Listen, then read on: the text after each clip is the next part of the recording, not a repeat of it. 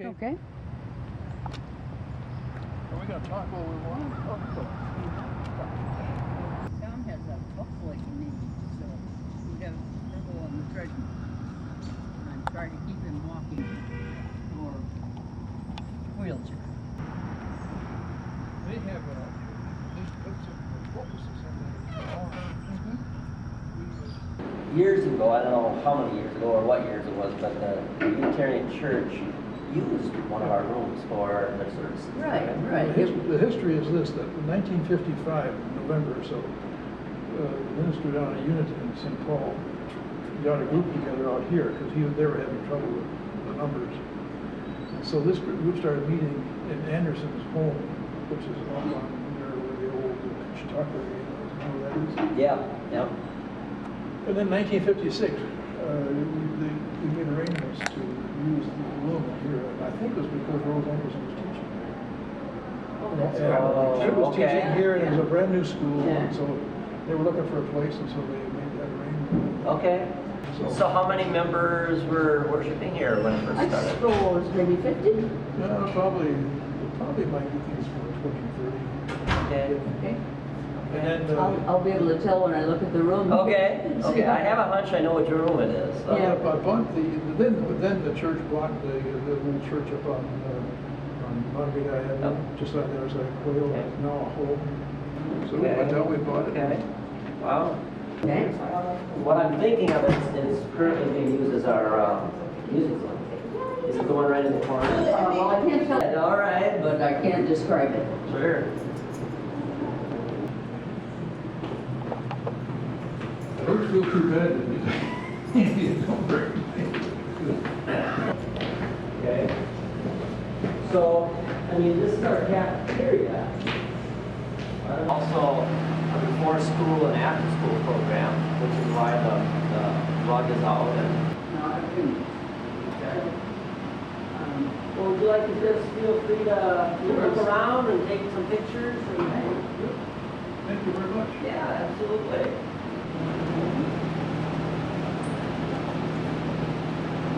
This is very familiar, though we're not, of course, the rooms. I just visualized on the podium the members of the church who were the speakers. And my most exciting memory, I have already said on the video, was Don Gippel's sermon on Planned Parenthood on Mother's Day. And I always loved that. But Marie Oliphant, of course, held forth on the podium, and sometimes we had speakers from Unity, the church in St. Paul, the Unitarian church from which we spun off. By and large, they supported the church for a while. I think. They probably did. I'm sure, because I don't remember pledging much. But And Dick Sykes, who was an assistant minister, I don't know what his title was, but he was one of the ministers at First Unitarian Society. He used to come out here and talk now. yes, Dick Sykes did, and Ginger is still a part of the church. Well, prominent in the church were Joe and Persis Fitzpatrick, who came from the downtown church to be with this church. And they lived in North Oaks, and they were very excited But about who was somebody by the name of McClanahan? McClanahan? Yeah. What? He was certainly a stalwart member. Yeah. sometime in there they decided they're going to build a church, or they bought some land over in North Oaks. That's right. I And there was a remember. man here who did some research and wanted to put a building down near where the community college is now. And apparently that was really sort of a big issue, and some of the people left. And a big commission, did people leave? I think some of the North Oaks people left. They wanted to put the church over there. I just enjoyed the fact that I could be back in a Unitarian church near my house. And so I was thinking this morning as I drove over, I loved the drive along the marsh there and into Matamita, and I was always hurried because I was the art person, and so what they call the upfronts. So, you know, it wasn't flowers, it would have been a painting that had to do with the speech. After the service, and I would go hide in Arlo Anderson's bookstore and read books and sort of watch what was going on around. Anyway, then I got involved with my son in the RE program, and there were 4 or 5 women who were involved in that. And In the bookstore, you mean? No, in the RE program. Oh, okay. And I next year they were all gone. They disappeared, at least as far as RE was concerned. And so I was it. It was very small, but very excited. A lot of people interested. If you wanted to do something, you started doing it. Like I was doing Sunday morning, the soup and bread. I just started doing it, and pretty soon other people joined, and that became a tradition in the church. Well, that's the way lots of things happened in the church. Now you have to go through committees. We spoke of other things than Planned Parenthood, of course. We talked about issues of the day, and I was not there until early 60s. My neighbors had said, "You sound like a Unitarian to me, so come on over to our little church." And so I never gave a speech here. This, I believe, is a tradition still in the church, which is members talking about their own beliefs and their own philosophies and how they have changed possibly. And so I didn't do that here, but I did it in the old church. And that was always fun. We often had guest people here. I think the church early on, at least when I got involved with it, was a nature church. The first time I ever went into the building, I went to an Isaac Walton League meeting. Yes, that was Marie The Elephant. Isaac Walton League chapter in this whole area was started in our church. Yeah, yeah. And there was Bill Sell and Kit Berg, and there were just a lot of people who, the Johnsons and The Johnsons, Elsa and were Lee. interested in Nature Conservancy, and but that's sort of changed over the years now. And now the church. It has. The ecologists have all gone the way of all flesh. So Marie just died last year, but Margaret Smithburg, I don't know if you ever remember Margaret, but she always fascinated me because she had a PhD in bird behavior. And I couldn't imagine anybody spending all their graduate years on bird behavior, and now I sit on my balcony and I'm fascinated.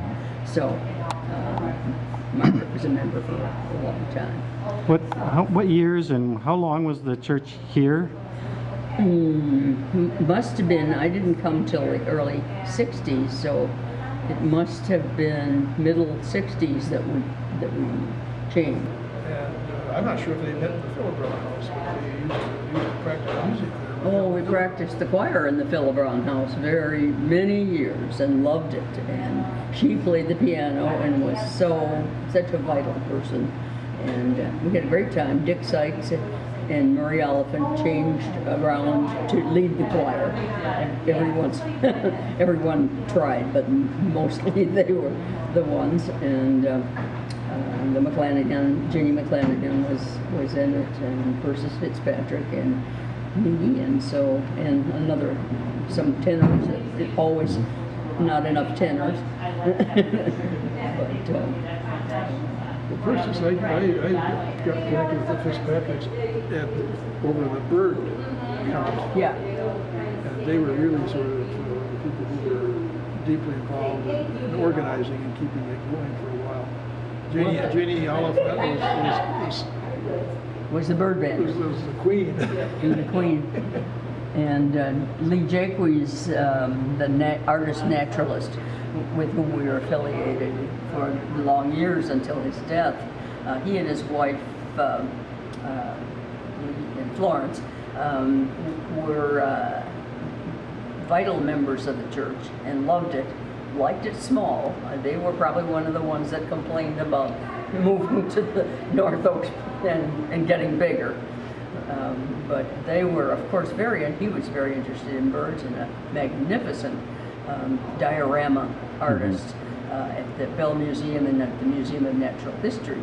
And so we had a chance to know them and to be with them, and I had a reason for getting on this track, which was about birds, and I can't remember the bird count there. I don't know, but anyway, they were wonderful. Lee and I did murals, Sunday school murals. He was doing birds and animals of the world, but he asked me to do the people because he said he didn't do people well. And so I did, and we got halfway through, and he said, "This is a Sunday school room, and we don't have any children in it." I had done adults all through the various cultures of the world, and so I did a separate panel for children, which we still have postcards from children of the world at play. Memphis came, we added this stone entrance, which also goes downstairs. And then when we took it, we added the back part. Okay. Well, my husband was not very much a Unitarian, but whenever there was something to be built, he added shelves, and we just did everybody did everything. That was the original build, and I think they may have been brought here from someplace else. It was some sort of church someplace else in the area, and the Methodists brought it here, and they built this stone front on here. So by the time we got here, it was already on there. Yeah. But you see that part back there, that lower part? That's what we added. And those three windows there were the part of where the panels were, right? And you see, and what they've done is they've added, these people who own it, they've added a garage right there. That was sort of open.